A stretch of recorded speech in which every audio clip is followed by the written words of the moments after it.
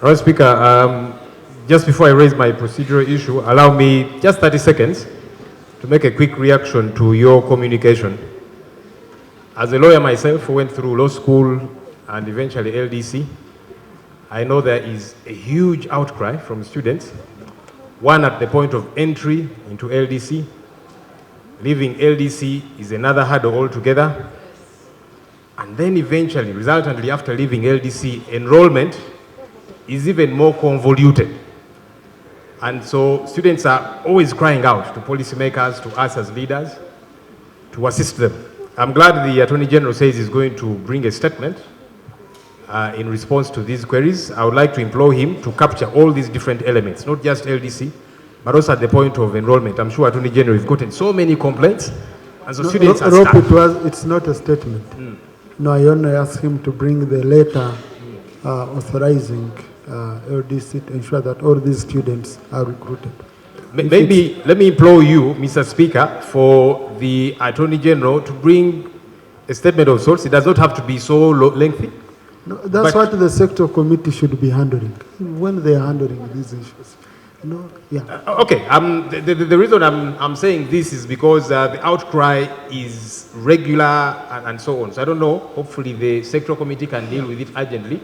But they need to hear, they need to know what's happening because they feel really stuck after studying for 5 years. Honorable Speaker, you're a lawyer yourself.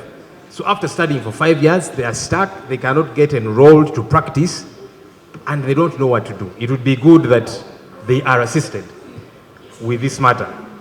Honorable Speaker, my procedural issue, many times government makes commitments to return to this House and update it on numerous issues. On 30th April of this year, Ministry of Finance brought before us here a supplementary request of 1.1 trillion shillings. Embedded therein was 578 billion shillings for Day Biopharma. It's a factory that is intending to manufacture vaccines and other medicines. Honorable Speaker, some of us opposed this supplementary request for two major reasons. Government was saying they would like to rescue this company, which is heavily indebted, by buying shares. We said, okay, so you want to buy shares into this company. What's the worth of the company? And the Minister of Finance conceded on this floor here that they had not valued the company yet. And then we asked, so if you have not valued the company, is there some kind of agreement between government and the company before you give them money? The same minister conceded and said not yet, but that they are going to work on it afterwards. And so now end we said that's problematic. It's actually irregular because you cannot put the cart before the horse. It's like shooting first and aiming later. First work on the preliminaries, and then we see what gets to happen. Anyhow, even though we opposed, it passed. Honorable Speaker, in line with our cardinal duty, myself and colleagues on this end, of keeping the government in check. On Thursday, I went with some colleagues that are part of the shadow cabinet to this company. And what we did discover, the company told us that they are going to start producing vaccines and medicines at the start of next month, which is just next week. We are waiting to see what happens. But two, the company told us that through their proprietor, Mr. Matthias Magola, he said that government had valued this company and also an agreement had been signed. They did not avail to us these agreements. But you see, government had told us that they will come back to us as Parliament to update us. Because this is a company that has so far been given 723 billion. The 578 was in addition to 145 that was given last year. For those that have been following, they were given first 75 billion, then 70 billion, then 578 billion. That's 723 billion. It's a lot of money. Government has not come back to this House on this matter. The same proprietor told us that actually in a few months he's going to return that money to government. And he told us that that is actually a clause they included in the agreement which they have signed with government.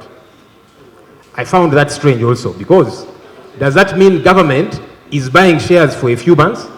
Because those were his words. And he said, it is in the agreement.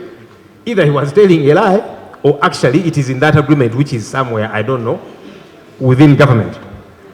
Honorable Speaker would want to know how true is this kind of agreement, because those were his words. But two, government should tell this House if they Biopharma, which was given 723 billion, says they're going to return the money, what kind of arrangement is that? I thought it would be procedurally right for them to return to this House, because they came here begging for that money. We said no, but eventually it passed. Finally, Right Honorable Speaker, I think that government needs to be smarter and better organized.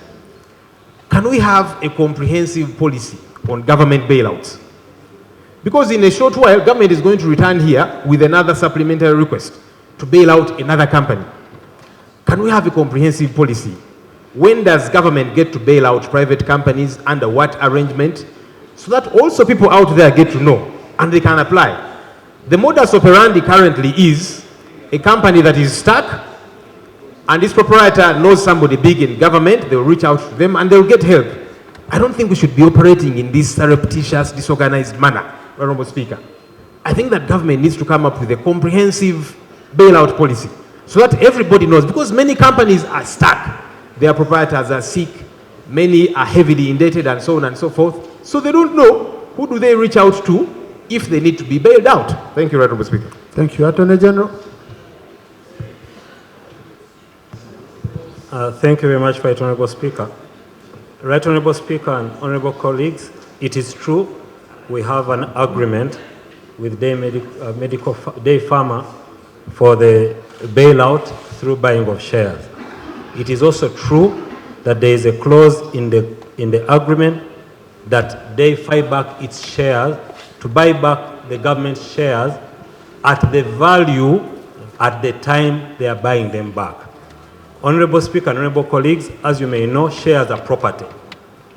Government of Republic of Uganda would like to bail out someone. So if someone is ready to buy back the shares, that is what we thought was the correct thing to do. Yes, there is a clause in the agreement that while government has shares, should Day Pharma wish to buy back those shares will be valued on that date and then bought back. I thank you. Thank you. Did we do it through UDC, or did the shares were bought through UDC, or we did direct? They are bought through finance as a bailout. Okay. Yes. So, Attorney General, you promised that you'd get back to this House. Okay. So, no, I think the minister, whoever. Oh, maybe the minister, because I did not. Yes, I mean in government. But I am happy, Right Honorable Speaker, to get back to Minister of Finance and get to the relevant committee and report back. Sure, that's what I wanted to guide. We will do that. That's what I wanted to guide, that we go back to the committee, which is the Committee of Finance. Okay. Yes, on the bailout policy. On the bailout policy, Attorney General. Because we have very many people who are crying out. Right Honorable Speaker, I will also raise that with the Minister of Finance and make sure we work on that policy. Okay. Thank you. Next item.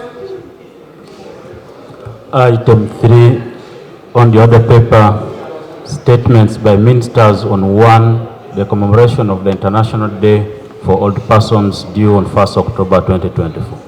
Minister of State for the Elderly.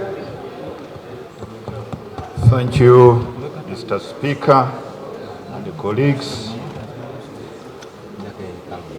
For members of Parliament, ministers, and I request the Attorney General tomorrow, possible you join us. My team is going to get in touch with you. Minister for Defense, and Minister for Agriculture, Minister of State for Fisheries, then Minister for Internal Affairs, and the head of the commander for Fishing Brigade. Let it remain. So for those citizens who are looking for their national IDs to come here tomorrow, kindly, we don't have that space. Your representatives will speak for you. I just wanted that to be very clear. Number 2, Honorable Attorney General, I have received many calls from young lawyers who completed law school. And their issue is about admission to LDC. They are saying now from interns, it's coming to lawyers. They are crying out. And they've said, please, plead for us, Right Honorable Deputy Speaker, on this issue. We need government intervention urgently so that we can be allowed to go complete our legal practice certificate, and we go to the field and we do our work. I don't know if you have any comment on that for now, Attorney General. Before I can give any further guidance, I would need you to comment. Thank you very much, Right Honorable. It is true we had a challenge at LDC. As you all know, LDC was set up a couple of years ago, and the education sector probably grew a little faster than the LDC.